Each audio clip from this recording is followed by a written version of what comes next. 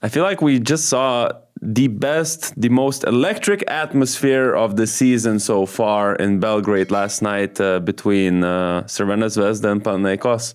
I know you and Augustus put their atmosphere somewhere a bit down to Baskonia levels. All the fans got triggered. But yesterday's game, starting with the pregame stuff, with all these banners, I want to know, guys, let us know in the comments, what the hell green rabbits mean? My guess is that I think that Panathinaikos Ultras didn't travel to this game to support their team. And since, the brotherhood between Olympiacos and Zvezda, I think that it was their reaction. It was their response. Okay. But Ultras not showing up. I've heard this term green rabbits before, I think. So if there's history, let us know in the comments. But just the atmosphere, the electricity in the building, obviously when your team is on a 6-win streak, it helps. Yesterday, it was S tier for sure. Yesterday, it was S tier for sure. Also, the fact, like you said, with Olympiacos, the rivalry. This is probably the closest you get to a Greek derby without having two of the Greek teams because of the ties between the two teams. Makes sense. Plus, Ataman has history with Zvezda fans as well. Right. Well, I don't remember. Them terrorists, I think. Really? I don't remember. I mean, there is this big history. Okay, let me check. Okay, but anyways, it was, while you check, it was really an incredible game to watch. I really love when there's only one game per night, then you can really focus on it. And that energy really translated to Zvezda's performance. Do you have the quote? No. I checked the history between Ataman and Zvezda fans. So there was a huge incident 10 years ago, actually, where there was a big fight between Galatasaray and Zvezda fans. And actually one fan was killed during that fight. And Ataman called the Serbian fans, Zvezda fans, terrorists. And he was actually, at some point, he was banned from visiting Serbia. So that's some rough history between them. I remember something about a fan, dying, and I just didn't know which teams, but I remember Serbia. I remember, I think it happened in Turkey or something like that. I'm not sure. Anyways, talking about the game now, Crvena Zvezda really showed up as the favorite that they were for this game. On paper, Panathinaikos probably was ranked higher or whatever, but at the moment, the way these teams look, on the shape they're in, and obviously with the absences that Panathinaikos have, I feel like Zvezda was the favorite, and they kind of played like one. And they right away, I felt like from the very first second, had a target, and that target was the paint of Panathinaikos. When you have literally not a single true center on your team, I guess that's just inevitable, that they just kept going to the post for Motiejunas, or just getting the ball inside for Moneke, or Cody Miller-McIntyre gets the ball, tries to go for layups and finishes those.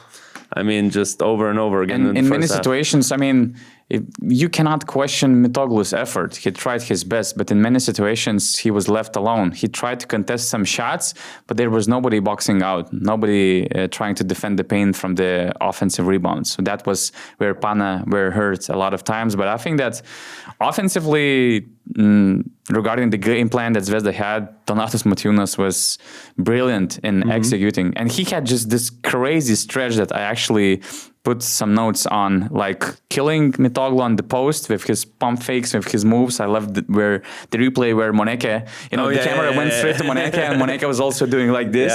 So that's what Captain Hook does. Then Motiejunas played great hedge defense against Kendrick Nunn. What was emphasis on Zvezda's defense to be super aggressive on Kendrick Nunn, forcing him to kick the ball out. They steal the ball. The very next possession, half-court offense, Motiejunas sees Moneke in a perfect situation, dishes a great assist.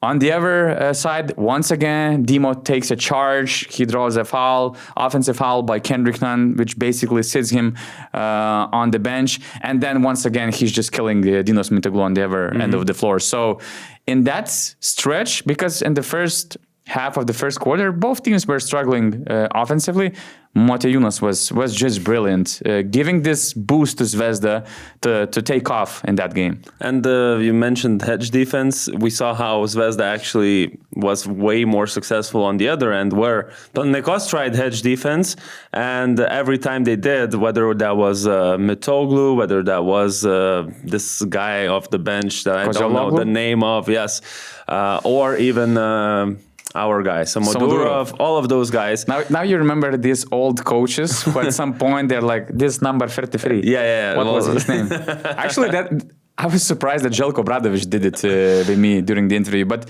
I've noticed that many, let's say, older people. So many guys, And I actually caught myself as well kind of forgetting some obvious names that I know. But they were slow on their feet and they couldn't recover in time. There were no helps from Panathinaikos. So basically, Zvezda, whenever there was hedge defense, they would get the ball inside, or then they would pass it out from those situations where the big gets the ball around the paint area, and then there's someone, late on rotations and all that. So Zvezda, just to illustrate how well they were playing inside, they scored 48 points in the first half, which is quite a big number because when you look at the top scoring teams, Valencia scores 92 a game. So if you multiply 48 by 2, that's 96. So that's over the average of one half for the most for the team that scores the most points. 48 is a lot, and they managed to do that with only 2 3-pointers made in that half. So essentially, it was all from the inside. Of course, some free throws, but mostly it was all the inside play. And crazy thing is that they won the game making 3 3-pointers against Panathinaikos. It's crazy. And they didn't just win the game. They won it very confidently. I mean, the end result, it reflects how confidently they won. If you looked at the fourth quarter, you might have thought,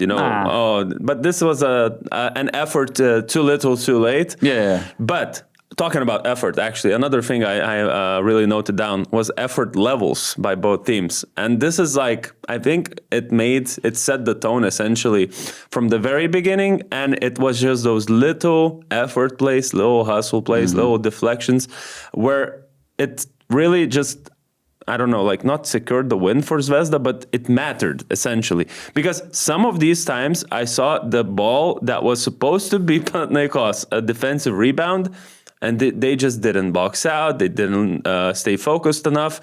And Zvezda's player would just put one finger on the ball and they would get an offensive rebound. And how many times those supposed defensive rebounds for Panathinaikos turned into offensive rebounds for Zvezda because of effort.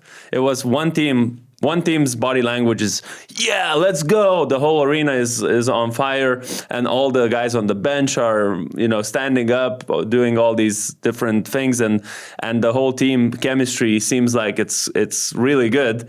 On the other side, it was the team that was deflated, that came to the game knowing that they're missing 3 centers. And just okay, we're losing. You could tell from the body language of the players. I mean, when Kendrick Nunn got his 5th foul, he just went straight to the bench, sat down. Of course, he was just frustrated because he got 5 fouls. But generally speaking, the whole team just was that's the feeling I got. And from the effort level, that was evident too. Yeah, speaking of effort, there are 2 guys that they're not shining on a box score, but they kind of reflects what the effort means. First one was Dejan Davidovac. I just looked the box score for the first time today, 4 points in 18 minutes, but the guy made so many important plays. Just making some smart defensive stops and stopping Cedi Osman from scoring from what looked a solid situation for him.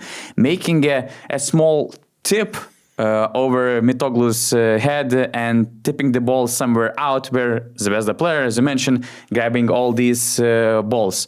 Just making these extra passes, recognizing when Cedi Osman is not boxing out anybody. So just being aggressive in the paint, getting this offensive rebound and making a putback. Forcing TJ Shorts to kick out the ball because of his great footwork and just basically killing the possession of Panathinaikos. There were so many important plays made by Davidovac that, again, I just love the player.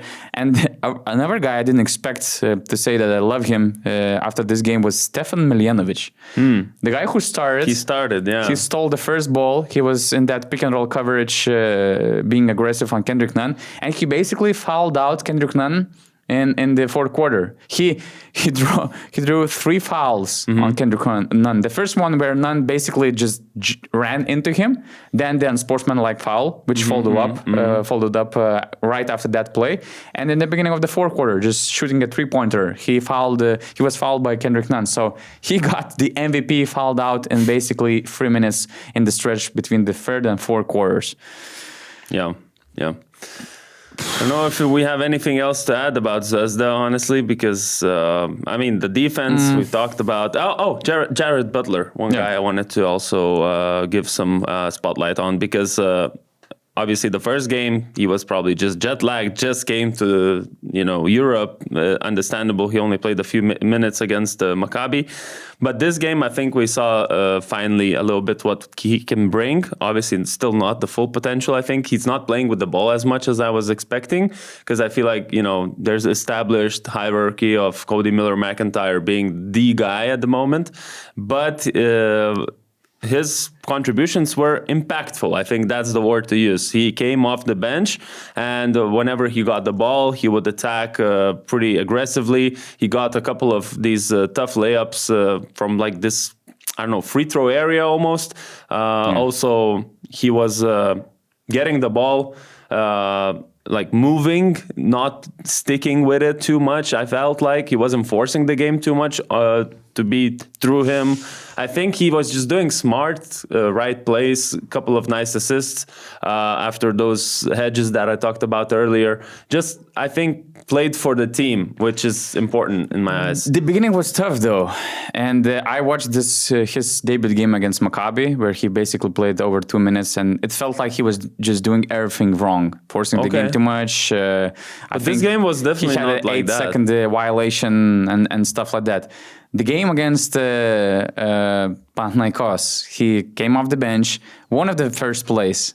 Once again, 8-second violation when TJ Shorts made some great defensive pressure. But that was in the very next possession, he fouls Lucas when Zvezda is in bonus, and it was a non-shooting situation. I'm like, man, another rough start. I wonder if Sasha Obradovic is going to continue trusting him in this particular game. But then, one tough shot after another. In some cases, I would say that the ball movement stops a bit when the ball is in Jared Butler's hands. But I think that he just needs to get into his rhythm.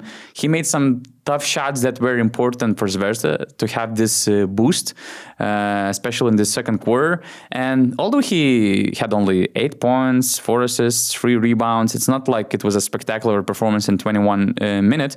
You could see the potential. You could see these flashes and what he can actually bring to the team, because I like how Zvezda plays, but sometimes when you see that Panathinaikos had some solid defensive runs and you need scoring, you can trust Jared Butler. Maybe as a secondary ball handler with Cody Miller-McIntyre, just calming the game down and letting Butler flash and just as a scorer and this scorer's role. But you could see that they could play together. In some cases, Jared Butler was doing a great job just driving aggressively into the paint and just dishing out these assists, recognizing the open guys. So you could see that, going forward, he might be a huge weapon for Zvezda. Yeah, I didn't think it was that bad like you described at first. It wasn't bad. The beginning was really tough for the guy. Because he also had a good game against someone in ABA League, I saw prior. Yeah, so he's already getting in rhythm. I think it'll take some time. Semi Ojeleye, 4 blocks. And once again, 32 minutes, he was 2 from 6 shooting the ball. He got to play more because of Chima Moneke getting those early fouls, which crazy fouls, in my opinion. Some of them I was shocked. What the hell? The guy did a podcast with one of the top, if not the top referee on his channel. And that's how they treat him. In the very next game, he got these 2 crazy foul calls, really. Yeah. And then some other calls. I mean, I was shocked. But Semi Ojeleye, 4 blocks, and most of them were in transition situations. His plus and minus was plus 22. So huge presence, huge game for Zvezda. They're one of the top teams in the EuroLeague at the moment for sure. We did this power ranking, and one seven games in a row to win. That's a crazy thing. huge mistake that we made was ranking them 5th, actually below Žalgiris. And the huge mistake we did on that podcast was that, when you list all these teams in the power ranking, that's what we did during the Eurobasket. Yeah. You checked what you have and you say, oh, we got wrong with this one because it was a combined vote. And, there were some picks that shuffled the averages and then, it kind of determined these positions. So Zvezda was 5th, I think, and Žalgiris was 4th. And I know that... So why you would swap them? Easily.